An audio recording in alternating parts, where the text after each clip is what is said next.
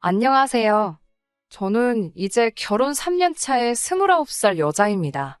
결혼을 남들보다 조금 일찍 했어요. 속도 위반으로 결혼을 하게 되었거든요.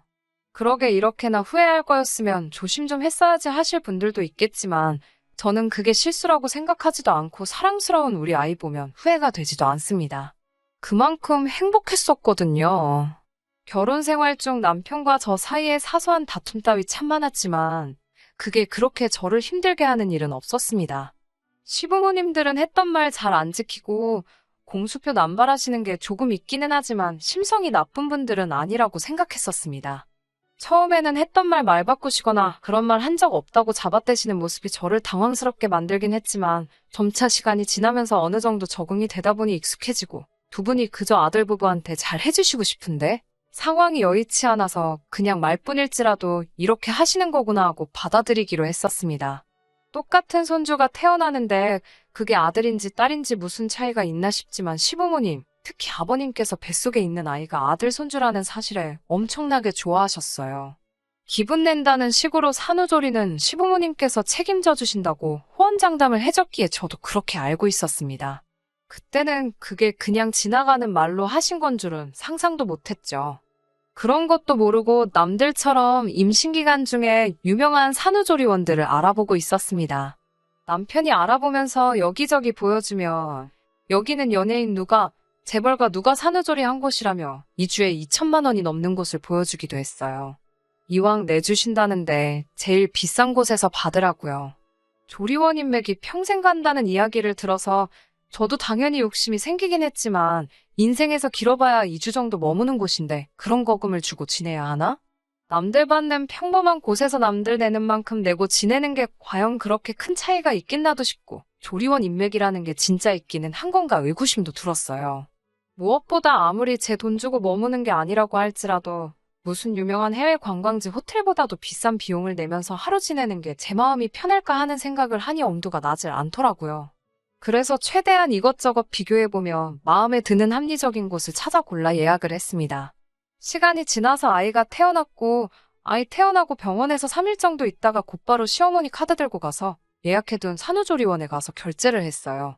전신 케어 같은 추가 서비스를 포함하고 조리원 측에서도 이것저것 할인해주기는 했는데 2주치를 일시불로 긁고 나니 300만 원 돈이 나오더라고요.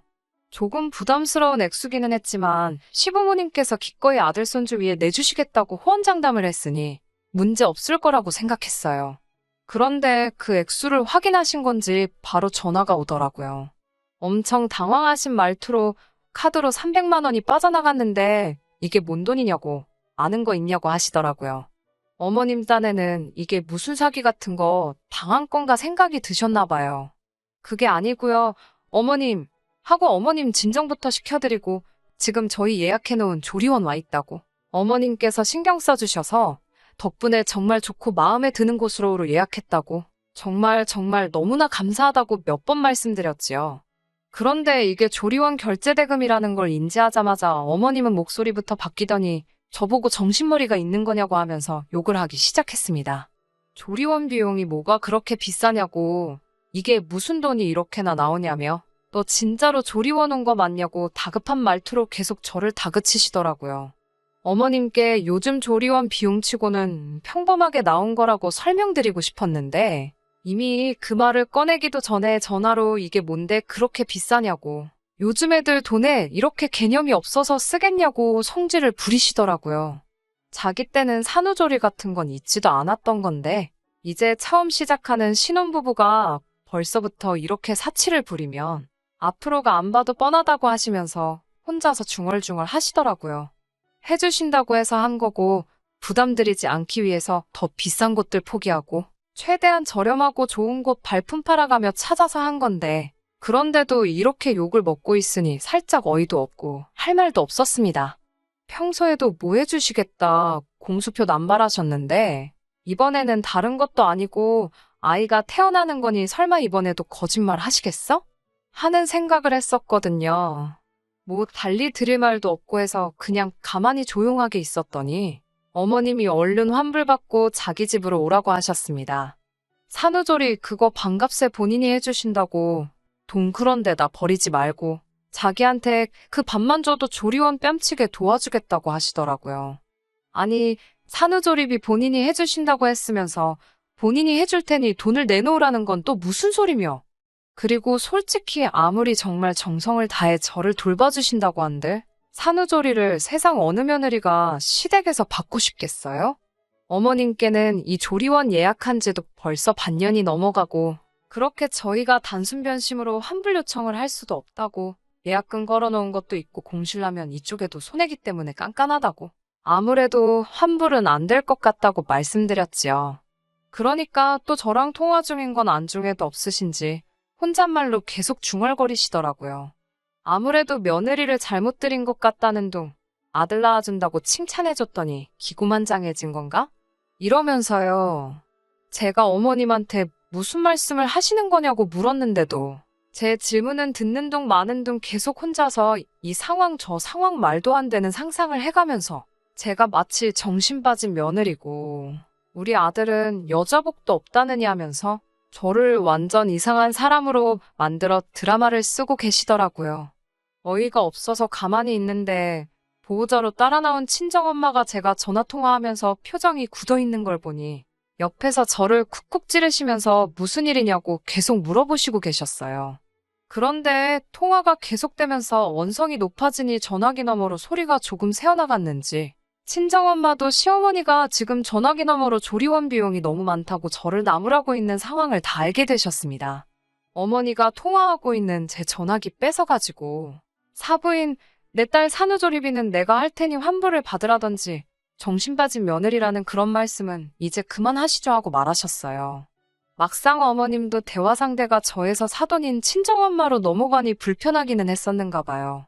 그런 게 아니고 그런 게 아니라 이러면서 현재 상황을 변명을 하시다가 그러면 일주일은 시어머니가 일주일은 친정엄마가 하는 식으로 서로 반반씩 부담하는 게 어떻겠냐고 제안을 하시더라고요. 친정엄마는 씩씩대면서 전화를 끊어버리셨고 말이 안 통하네 안 통해 하면서 저한테서 시어머니 카드 뺏어가시고는 그 길로 창구로 가지고 가서 시어머니 카드로 결제된 금액 전액을 환불 요청을 하셨습니다. 그리고 나서 다시 친정엄마 카드를 가지고 전액 새로 결제를 하고 오셨어요. 친정엄마가 결제하러 가신 상황에 잠깐 혼자 있었는데 몸은 또 왜 이렇게 아프고 힘든 건가 갑자기 서러워져서 눈물이 나더라고요. 뭐 얼마나 큰 거 해주셨다고 제가 출산한 지 일주일도 안 돼서 시부모님께 이런 욕을 먹고 있어야 하는가 싶고 그 와중에 우리 친정엄마까지 휘말려서 스트레스 받아야만 하나 싶더라고요. 결제 마치고 오신 엄마가 울고 있는 저를 보고 들어와서 위로해 주셨는데 서러운 건 여전했어요. 퇴근하고 조리원으로 온 남편을 보니까 낮에 있던 일이 생각나서 열불이 나더라고요. 남편은 여기 예약한 지가 벌써 반년 가까이 되었는데 그때까지 얼마 정도 나가는지 미리 시부모님께 말 한마디 한 적 없었냐고요. 미리 얼마 정도 된다 말 한마디라도 해드렸으면 비싸면 비싸다. 더 싼 곳이 있는지 한번 찾아봐라 등등 생각해두신 예산에 맞춰서 의견 조율을 했었다면 오늘 일 같은 건 일어나지도 않을 일 아니냐고 따졌어요. 그리고 300만 원짜리 산후조리원을 가도 이 정도인데 남편 말대로 제가 연예인들이나 강남 사모님들 간다는 2주에 몇 천만 원 하는 곳으로 갔으면 아주 산후조리고 뭐고 피바람이 불었겠다고 차라리 그때 그런 곳에서 받으란 말을 하지나 말지. 왜 너까지 시부모님 마냥 공수표를 날렸냐고 한마디 했어요. 그리고 어머님은 대체 왜 그러신 거냐고 누가 해달란 것도 아니고 본인들께서 해주시겠다고 반년 동안 그렇게 생색을 냈으면서 결국 돈 때문에 친정엄마 앞에서 창피하게 이게 무슨 일이냐고요. 친정부모님이 시댁에서 제가 이런 푸대접 받고 지낸다는 거 알리고 싶어서 그런 거냐고요. 시댁 형편이 넉넉한 편이 아니라는 건 이미 알고 있었지만 노후 준비도 다 되어 있으시고 살고 계시는 곳도 대출 하나도 남아있지 않고 자가로 살고 계십니다. 사실 요즘 같은 세상에 그 정도면 중산층 아닌가요? 아버님 은퇴하시면서 가계 수입이 줄긴 했다지만 연금 받으며 생활하고 계시고 어머님도 일을 하고 계시니 생활비도 모자라지도 않아요. 그런데도 저희 결혼할 때부터 양가에서 지출해야 하는 비용 문제로 이런저런 말들이 많았었거든요. 결혼할 때 양가에서 지원금을 5천씩 똑같이 받았습니다. 남편보다 제가 모아놓은 돈이 훨씬 많아서 제가 7천을 가져왔고 남편이 3천을 가져왔어요. 결혼 비용에서 제가 훨씬 더 많은 돈을 지출하게 되었지만 크게 신경 쓰지 않았습니다. 왜냐하면 저는 출산 예정일 3개월 전부터 회사를 그만둘 계획이었고 아이가 어느 정도 자랄 때까지는 육아에 집중하려고 했었거든요. 그러면 남편 혼자 한동안 외벌이를 하게 될 테니 당장 제가 결혼할 때 더 많은 비용을 낸다고 하더라도 오히려 그러는 편이 더 균형이 맞는 게 아닌가 하는 생각을 했었거든요. 아무튼 그때도 사실 친정엄마께서는 그래도 자식 결혼하는 건데 사돈이 조금 짜신 것 같다며 실망하신 눈치였어요. 이제 새 출발하는 아이들의 결혼하고 얼마 안 있어서 아이도 태어날 텐데 대출 끼고 집 구하게 하는 건 아니지 않냐며 상황이 되면 좀 더 도와주실 수 있는 부분이 아니냐 하셨었거든요.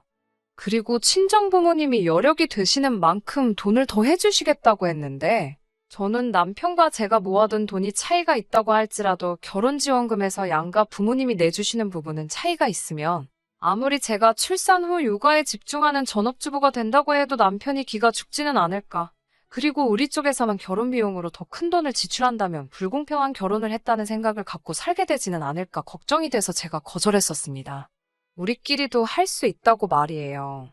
조리원 사건 이후로는 제가 상처받은 게 크기는 했지만 그렇다고 돈 300만 원 때문에 시댁하고 연을 끊는다거나 하지는 않았습니다. 아이 태어나기 전 배부를 때도 시간 날 때마다 가서 인사드리고 출산 앞두고 회사 그만두었을 때는 일주일에 한 번씩은 꼭 전화드려서 안부도 물었어요.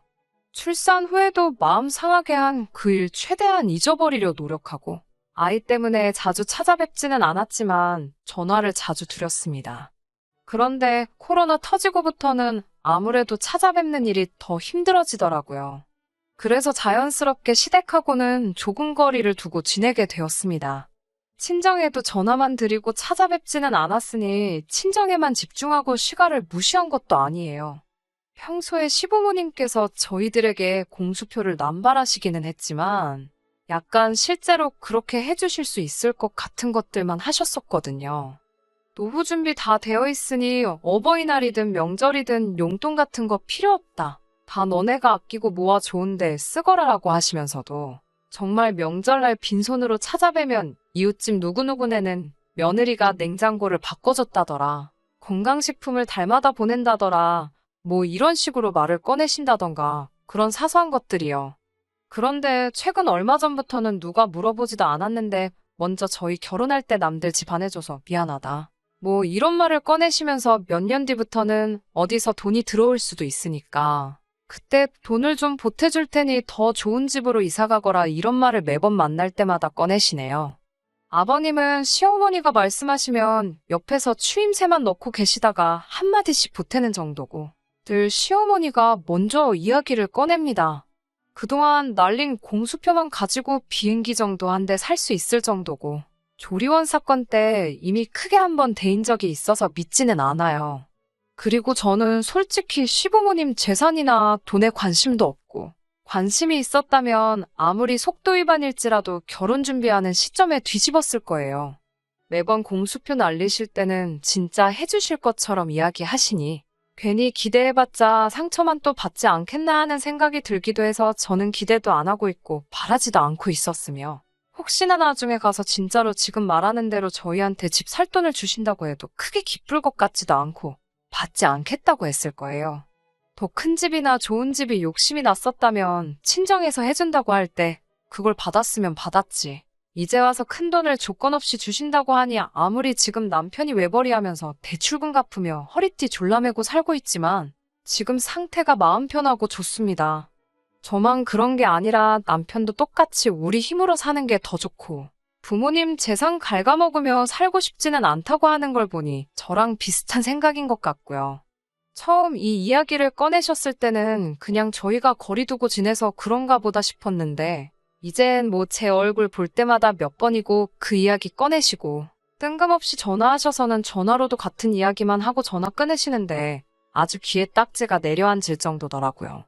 듣기 좋은 노래도 한두 번이지 2번, 3번, 10번이고 계속 같은 이야기를 반복해서 들으니 부담스러웠습니다. 그리고 얼마 전이 어머님 생신이라서 아이는 친정어머니에게 맡기고 찾아뵈었어요. 이번에도 어김없이 몇 년 뒤에 돈 들어오면 그 돈으로 제일 먼저 저희 집부터 해주시겠다고 그 이야기를 꺼내시더라고요. 그래서 단호하게 어머님께 집값은 안 보태주셔도 괜찮다고 말씀드렸죠. 그랬더니 니들이 무슨 돈이 있다고 준다는 돈을 거절하니? 하면서 또 몇 년 뒤에 돈 들어올 게 얼마고 그 돈으로 너네 집을 해줘도 본인들 수중에 얼마가 남고 꽤나 구체적으로 이야기를 하시더라고요. 그래서 솔직하게 자꾸 그런 말씀 하시는 거 부담스럽다고 말씀드렸습니다. 애초에 돈 받을 거 생각하고 결혼했으면 남편하고 결혼하지도 않았을 거라고. 그 돈은 두 분 노후 자금에 쓰시는 게 더 좋을 것 같다고 단호하게 말씀드렸습니다. 그랬더니 어머님은 제가 무슨 결혼할 때 시댁에서 집 안 해줘서 앙심품은 거지근성 며느리 취급을 하기 시작하더라고요.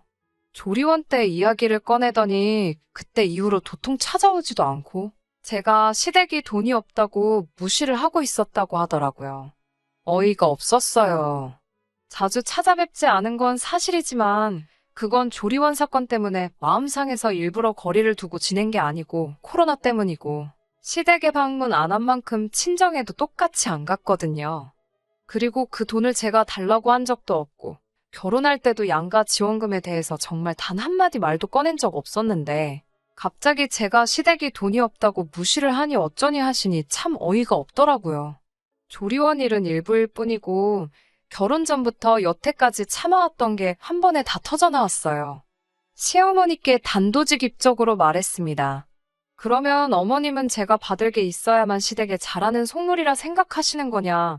여태껏 해주신 거 없어도 이렇게 잘하고 있는 저희를 왜 나쁜 사람 만드시는 거냐고 한마디 했죠.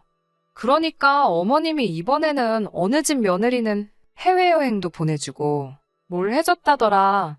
이런다더라 저런다더라 저랑 비교질을 하면서 성질을 부리시더라고요. 아버님도 대놓고 내색은 안 하지만 어머님 말씀 거들면서 자기 아는 누구누구네는 차도 외제차 멋들어진 걸로 바꿔줬다더라. 또 추임새를 넣고 계셨고요.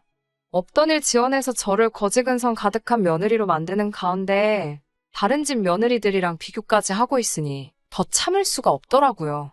그래서 그냥 에라 모르겠다 하고 저도 속에 없는 이야기까지 꺼내서 터뜨려버렸습니다.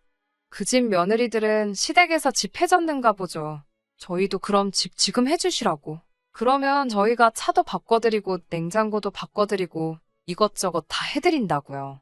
그리고 지나간 이야기지만 그동안 조리원이며 기타 등등 공수표 날리신 것도 전부 다 해달라고요. 몇 년 뒤에 주실 거면 줄 수 있을 때 말씀하시라고. 어머님이야말로 진짜로 줄지 안 줄지도 모르는 걸 믿기 삼아 그동안 저희한테 효도받으려는 속셈 아니냐고. 어차피 지금 당장 돈 나가는 거 없으니까 그때까지 저희 보고 알아서 잘 하라는 말씀이신가요? 그거야말로 진짜 속물인 거 아닌가요? 하고 한마디 했습니다. 그리고 원래는 받을 생각 없었는데 어차피 거지근성 며느리 된 김에 주신다고 한 건 받아야겠다고 몇 년 뒤에 그 돈 생기면 그때 연락하시라고 했어요.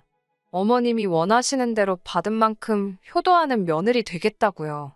그 돈 주시기 전까지는 저희도 받은 게 없으니 효도는 못하겠고 다음에 또 찾아뵙는 건 그 돈 받고 나서가 되겠네요 하고 말하고 남편 데리고 나와 집으로 그냥 돌아왔습니다. 그리고 그 뒤로는 시부모님도 저한테 질린 건지 연락 한 번 없고요. 남편하고는 따로 연락을 하는지 모르겠지만 물어보면 자기한테도 그 어떤 연락도 하지 않으신다고 하네요. 남편은 중간에서 사실 아무 잘못도 없는데 새우등 터진 게 아닌가 하는 생각에 남편 보면 가끔 안쓰럽고 마음이 안 좋을 때도 있습니다. 저희는 사실 시부모님 연락을 기다리고 있어요. 뭐 안 주셔도 되고 바라지도 않아요. 그냥 저희 진심만 알아주시면 좋겠는데 계속 끝까지 자기들이 아무것도 못해줘서 저희가 효도를 안 한다는 자격지심 속에 살고 계신다면 저희도 억지로 기분 맞춰서 해드리는 효도를 해드릴 수 없고 그 효도 받으시는 시부모님 마음도 만족스럽지 않을 거란 생각에 두 분 생각이 바뀌기만을 기다리며 이렇게 계속 거리를 두고 지내게 되겠지요. 언젠가는 두 분이 저희의 진심을 알아주실 거라 믿으면서 이렇게 오늘도 시부모님의 연락을 기다리며 사연 줄이도록 하겠습니다. 끝까지 들어주셔서 감사합니다. 오늘의 사연은 여기까지입니다. 구독과 좋아요, 알람 설정 부탁드리고 더 좋은 사연으로 다시 찾아뵙겠습니다. 감사합니다.